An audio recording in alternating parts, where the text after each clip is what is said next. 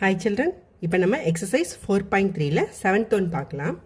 Find the compound interest on rupees 15,000 for 3 years. If the rate of interest are 15%, 20% and 25% for the first, second and third years respectively. So இங்கே question என்ன கொடுத்துருக்காங்க பாருங்கள், நமக்கு முன்னாடிலாம் என்னது ஒரே ஒரு ரேட் ஆஃப் இன்ட்ரெஸ்ட் இருக்கும். ஸோ இந்த இடத்துல வந்து 3 ரேட் ஆஃப் இன்ட்ரெஸ்ட் இருக்குது. ஒரு வருஷத்துக்கும் ஒரு ரேட் ஆஃப் இன்ட்ரெஸ்ட் கொடுத்துருக்காங்க. ஸோ இப்படி டிஃப்ரெண்ட்டான ரேட் ஆஃப் இன்ட்ரெஸ்ட் கொடுத்தா என்ன ஃபார்முலா பார்த்தோம் நம்ம.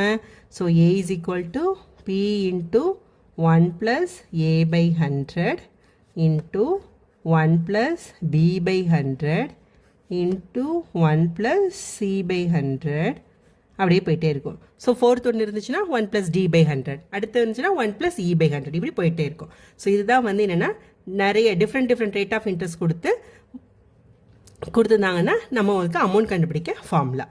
ஓகே, ஸோ இங்கே என்ன கொடுத்துருக்காங்க, பிரின்சிபல் பி வந்து எவ்வளோ கொடுத்துருக்காங்க, 15,000. ஓகே, அடுத்து A first rate of interest என்ன கொடுத்துருக்காங்கன்னா 15%, B second rate of interest வந்து 20%, C third rate of interest வந்து 25%. அவ்வளோதான். ஸோ அப்படியே நம்ம என்ன பண்ண போகிறோம், ஃபார்முலாவில் சப்ஸ்டியூட் பண்ண போகிறோம்.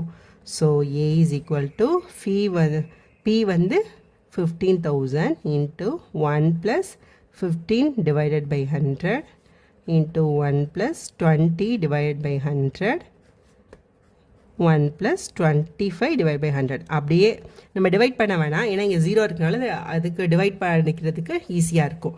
ஸோ அதனால் அப்படியே போட்டுடலாம். ஸோ 15,000 இன்ட்டு இங்கே எல்சிஎம் எடுத்தால் 100 + 15 115 டிவைட் பை 100.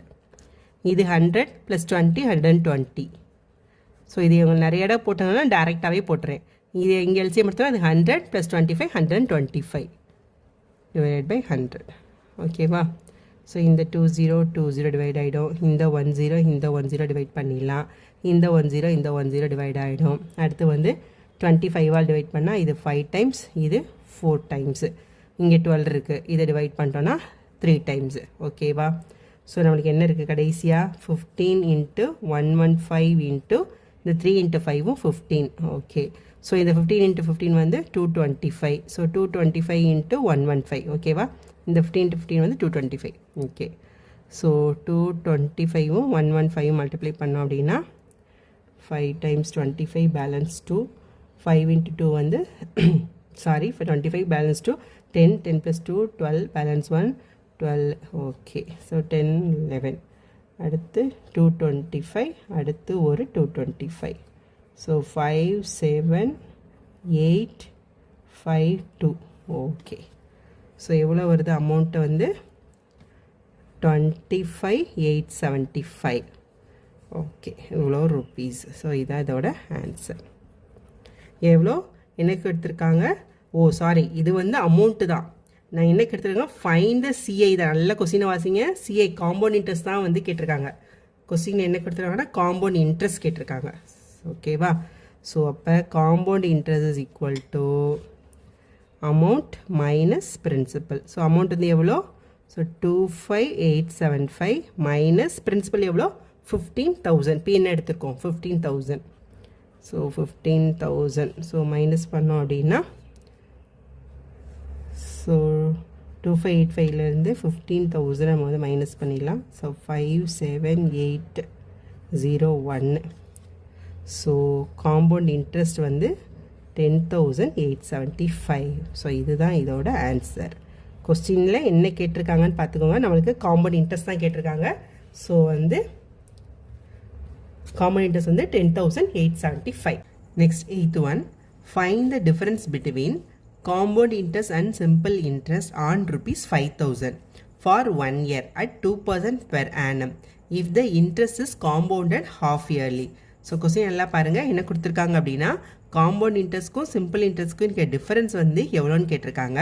5,000க்கு 1 yearக்கு 2% per annum, but the interest is compounded half yearly. So இதுதான் இந்த கொஸ்டினில் இருக்க முக்கியமான வந்து ட்விஸ்டே. ஸோ நம்மளுக்கு வந்து நார்மலாக என்ன தெரியும், காம்பவுண்ட் இன்ட்ரெஸ்ட் சிம்பிள் இன்ட்ரெஸ்ட் டிஃபரன்ஸுக்கு நம்ம 3 ஃபார்முலா படிச்சிருக்கோம். ஸோ 1 year அப்படின்னா என்ன சொல்லியிருக்கோன்னா no difference.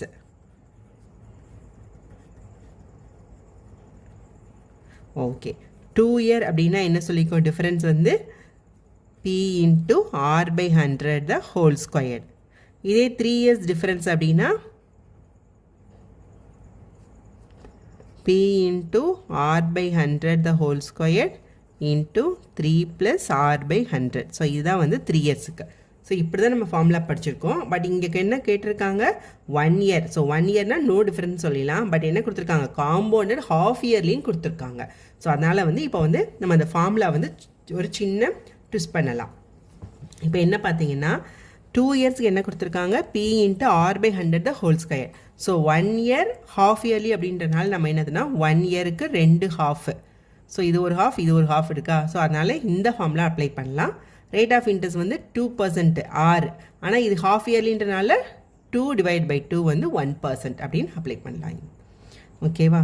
So compound interest minus simple interest is equal to, so P வந்து என்னது 5000 இந்த ஃபார்முலா அப்ளை பண்ணுறோம். ஸோ ஆர் அப்படின்றது என்ன எடுத்துக்கிட்டோம்னா 2%ல் ஹாஃப் இயர்லின்றனால டிவைட் பை 2 போட்டோம். So 1 divide by 100 the whole square.